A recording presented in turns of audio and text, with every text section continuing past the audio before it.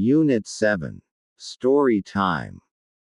Jad and Johnny, the Eiffel Tower. It's nearly time for you all to go back to your own countries, boys, said Tom.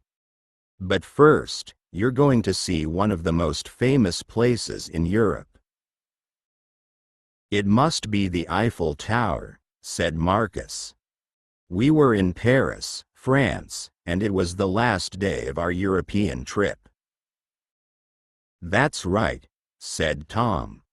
Make sure you take some photographs for the magazine.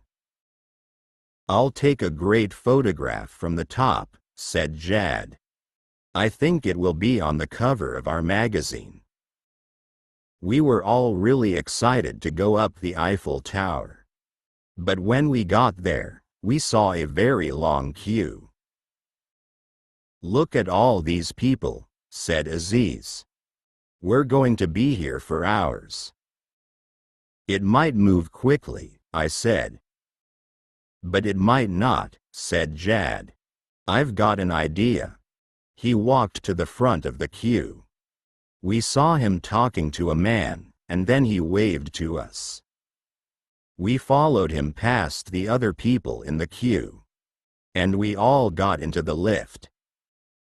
How did you do that? I asked Jad. I told them I'm a very famous photographer from Iraq. And I said you were journalists for an international magazine. But that's not true, said Paolo. It's not true now, said Jad.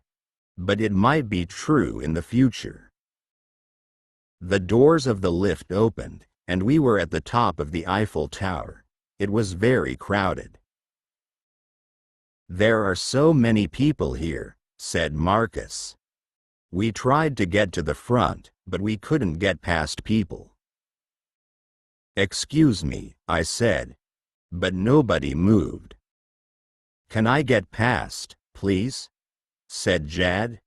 But nobody moved. He held his camera up high to take photographs. Then some people in the crowd turned around and started walking towards us. We turned around, too. And we were back in the lift. Wait, I said. We haven't seen anything yet. But the doors of the lift closed, and we started to go back down again.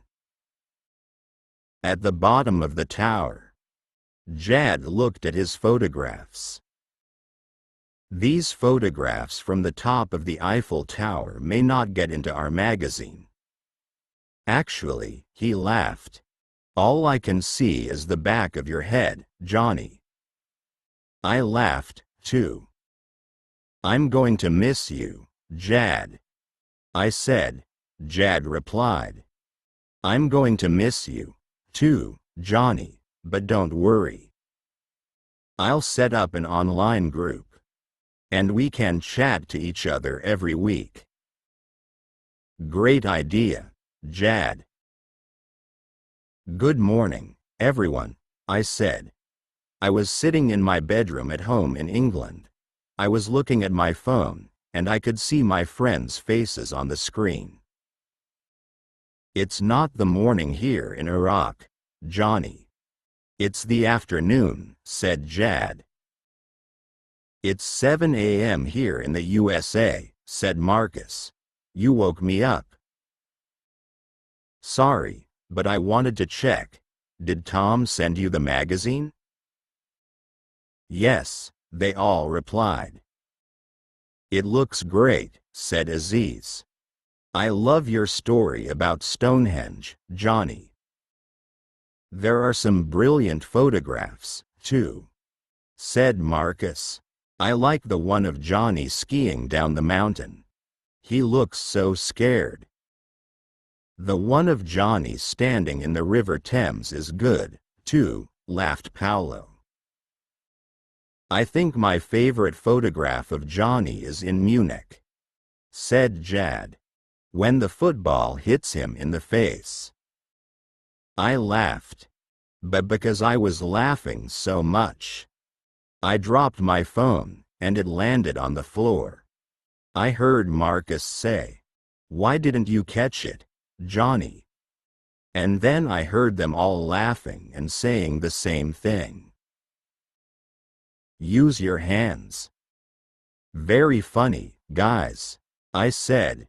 And I laughed, too.